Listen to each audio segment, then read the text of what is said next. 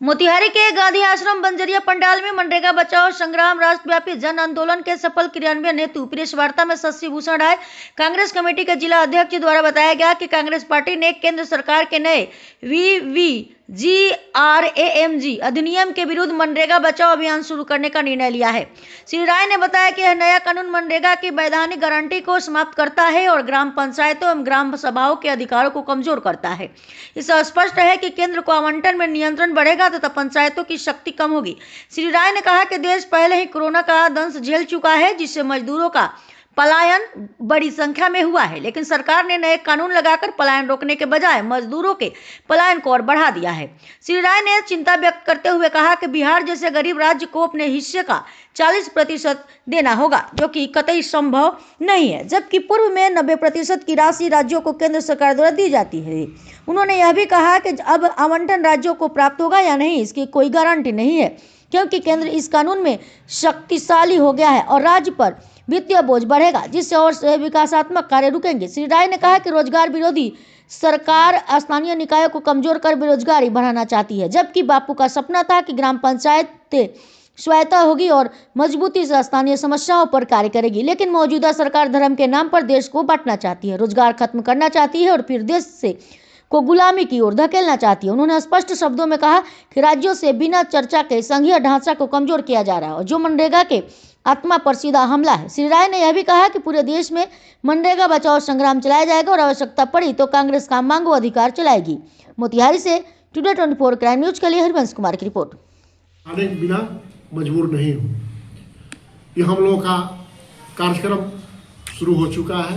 परसों 8 तारीख को प्रदेश में जैसे आप लोग बैठे हैं, प्रेस कॉन्फ्रेंस करके जिला के सभी अध्यक्षगण और जितने भी कांग्रेस जन थे उन लोगों के साथ एक बैठक हुई।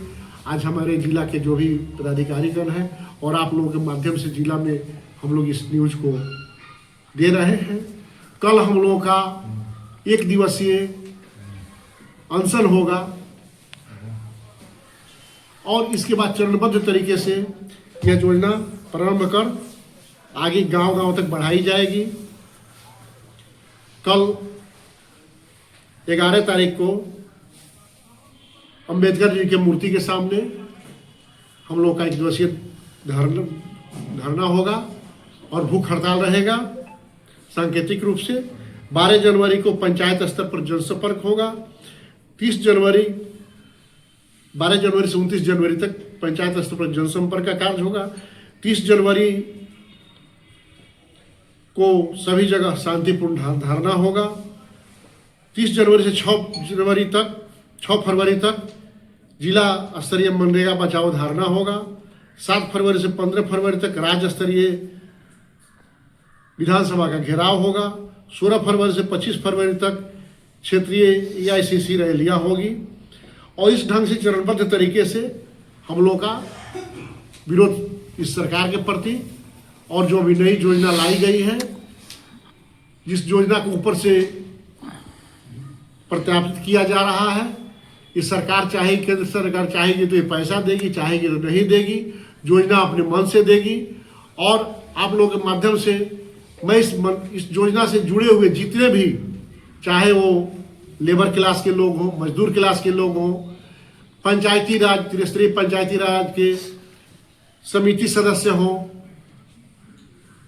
पंचायत के मुखिया जी हों, वार्ड लोग हों, जो इस योजना को धरती पर लाने का काम करते हैं और मजदूरों का पलायन रोकने के लिए काम करते हैं, उन लोगों से आप लोगों के माध्यम से मैं निवेदन करता हूं, इस कार्यक्रम में, इस विरोध में हम लोग का साथ दें और इस मांग को इतना बढ़ाएं ताकि सरकार को मजबूर होकर इस योजना को, मनरेगा योजना को पुनः लाने पर विवश होना पड़े। इसी के साथ बहुत बहुत धन्यवाद। आप लोग आए और पुनः नए वर्ष की शुभकामना। लेकिन जदयू और भाजपा तो कह रही है कि इससे ज्यादा दिन रोजगार देंगे, इससे ज्यादा पैसा देंगे, इस जयराम जी के माध्यम। मैं तो वही कह रहा हूँ, ज्यादा दिन रोजगार कैसे देंगे आप? इसमें मनरेगा में यदि आप जानते हो, आप सब लोग जानते हैं इस चीज को, इसमें अनलिमिटेड पैसा, अनलिमिटेड रिसोर्सेज था। जितना जो आदमी चाहे कर सकता था, जहां जो मजदूरी है वो मजदूर करता था। और आज के दिन में ये लिमिटेड पैसा कर दिए बिहार सरकार उसमें अपना जो राज्य सरकार कोई भी, मैं बिहार नहीं, कोई राज्य सरकार 40% अपना कंट्रीब्यूशन देगी तब तो योजना होगा, न 40% कंट्रीब्यूशन देगी न योजना होगा। आप उदाहरण के रूप में लीजिए, अभी जितने भी RWD का टेंडर, ग्रामीण विकास का टेंडर हो गया, ये टेंडर कर दिया गया और सरकार के द्वारा 10,000 रुपया महिलाओं को बांटने के बाद सरकार का खजाना खाली है। आप देखिएगा, हो सकते आगे कर्मियों को तनख्वाह नहीं मिले और सभी योजनाओं पर तत्काल विराम लगा दिया गया।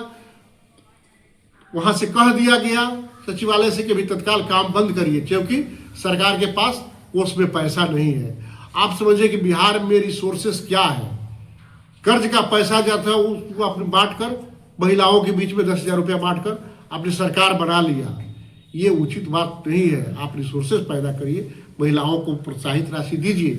और मैं ये मांग करता हूं नीतीश जी से और डबल इंजन सरकार से, आपने 10,000 रुपया जो दिया उसका बकाया 1,90,000 रुपया उनके खाताओं में दीजिए ताकि वो रोजगार शुरू कर सके। 10,000 रुपया देकर मुलावा देने से काम नहीं चलेगा। अगर महिलाओं को सशक्तिकरण करना है, महिलाओं को स्वावलंबी बनाना है, अपने पैर पर खड़ा कराना है, तो बाकी का पैसा उनके खाता में इमीडिएट दीजिए ताकि वो स्वावलंबी बन सके और काम को कर सके।